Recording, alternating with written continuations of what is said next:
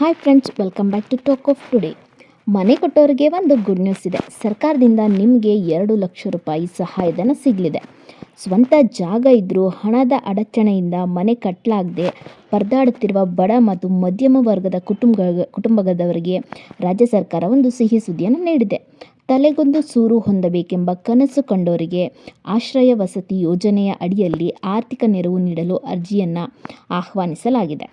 ರಾಜೀವ್ ಗಾಂಧಿ ವಸತಿ ನಿಗಮದ ಮೂಲಕ ಈ ಯೋಜನೆಯನ್ನು ಜಾರಿಗೊಳಿಸಲಾಗುತ್ತಿದ್ದು, ಅರ್ಹ ಫಲಾನುಭವಿಗಳಿಗೆ ಮನೆ ನಿರ್ಮಾಣಕ್ಕೆ ಗರಿಷ್ಠ 2 ಲಕ್ಷದವರೆಗೆ ನೇರ ನಗದು ಸಹಾಯಧನ ಸಿಗಲಿದೆ.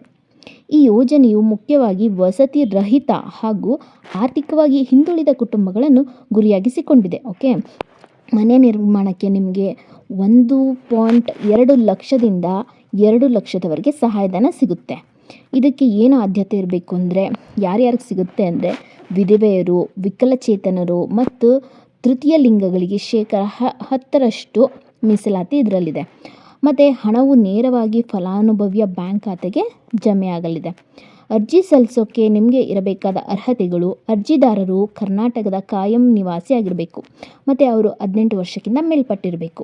ಕುಟುಂಬದ ವಾರ್ಷಿಕ ಆದಾಯವು 3 ಲಕ್ಷಕ್ಕಿಂತ ಕಡಿಮೆ ಇರಬೇಕು ಮತ್ತು ಅರ್ಜಿದಾರರ ಹೆಸರಿನಲ್ಲಿ ರಾಜ್ಯದ ಯಾವುದೇ ಭಾಗದಲ್ಲಿ ಸ್ವಂತ ಪಕ್ಕಾ ಮನೆ ಇರಬಾರ್ದು. ಮತ್ತು ಅರ್ಜಿದಾರರು BPL ಅಥವಾ ಅಂತ್ಯೋದಯ ಪಡಿತರ ಚೀಟಿಯನ್ನು ಹೊಂದಿರಬೇಕು.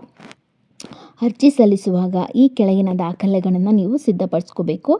ಆಧಾರ್ ಕಾರ್ಡ್ ಇರಬೇಕು, BPL ಅಥವಾ ಅಂತ್ಯೋದಯ ರೇಷನ್ ಕಾರ್ಡ್ ಇರಬೇಕು, ಜಾತಿ ಮತ್ತು ಆದಾಯ ಪ್ರಮಾಣ ಪತ್ರ ಮತ್ತು ವಾಸಸ್ಥಳ ದೃಢೀಕರಣ ಪತ್ರ, ಪಾಸ್ಪೋರ್ಟ್ ಅಳತೆಯ ಭಾವಚಿತ್ರ ಮತ್ತು ನೀವು ಕಟ್ಟಡ ಕಾರ್ಮಿಕರಾಗಿದ್ದರೆ ಲೇಬರ್ ಕಾರ್ಡ್ ಇರಬೇಕು. ಇದಕ್ಕೆ ಹೇಗೆ ಅರ್ಜಿ ಸಲ್ಲಿಸಬೇಕು ಅಂತೇಳಿದರೆ, ಅರ್ಹ ಅಭ್ಯರ್ಥಿಗಳು ತಮ್ಮ ಸಮೀಪದ ಗ್ರಾಮ ಪಂಚಾಯತ್, ಬೆಂಗಳೂರು 1 ಅಥವಾ BBMP ವಾರ್ಡ್ ಕಚೇರಿಗಳಲ್ಲಿ ಅರ್ಜಿಯನ್ನು ಸಲ್ಲಿಸಬಹುದು. ನೀವು ಆನ್ಲೈನ್ ಮೂಲಕ ಕೂಡ ಅರ್ಜಿಯನ್ನು ಸಲ್ಲಿಸಬಹುದು.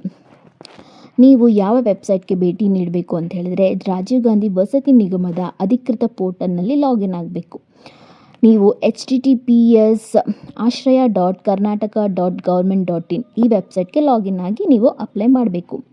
ಮತ್ತು ಏನೇನು ವಿವರಗಳನ್ನು ನೀವು ನಮೂದಿಸಬೇಕು ಅಂದರೆ, ನಿಮ್ಮ ಜಿಲ್ಲೆ, ತಾಲೂಕು ಮತ್ತು ವಾರ್ಡ್ ಅನ್ನು ಆಯ್ಕೆ ಮಾಡ್ಕೋಬೇಕು. ಮತ್ತು ಆಧಾರ್ ಸಂಖ್ಯೆ ಮತ್ತು ರೇಷನ್ ಕಾರ್ಡ್ ಸಂಖ್ಯೆಯನ್ನು ನೀವು ಅಲ್ಲಿ ನಮೂದಿಸಿದರೆ ಕುಟುಂಬದ ಸದಸ್ಯರ ಪಟ್ಟಿ ಕಾಣಿಸುತ್ತೆ.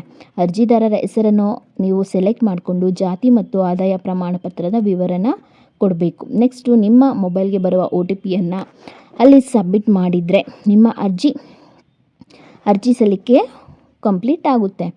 ಈ ಯೋಜನೆಯು ಅರ್ಹ ಬಡ ಕುಟುಂಬಗಳಿಗೆ ಸುಭದ್ರವಾದ ಪಕ್ಕಾ ಮನೆ ನಿರ್ಮಿಸಿಕೊಡುವ ಸರ್ಕಾರದ ಮಹತ್ವಾಕಾಂಕ್ಷಿ ಹೆಜ್ಜೆಯಾಗಿದೆ.